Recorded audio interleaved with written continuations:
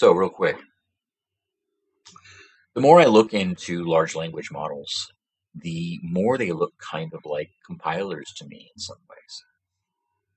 When you really think about the overall architecture of large language models as part of artificial intelligence, one of the first things that will pop up is the acknowledgement that you have to do textual tokenization as a prelude to having that data modeled as input.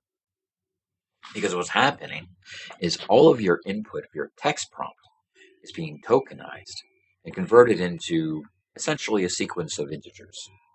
And those values could mean many different things based on the context, but they're very specific to the model. And so, as a result of that, if you are working with one tokenization system and a different model and they're not matching, they're not going to work.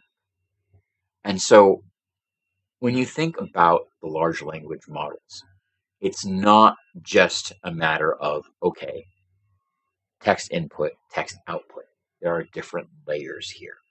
And that is why we're working with neural networks, because there's going to be different layers.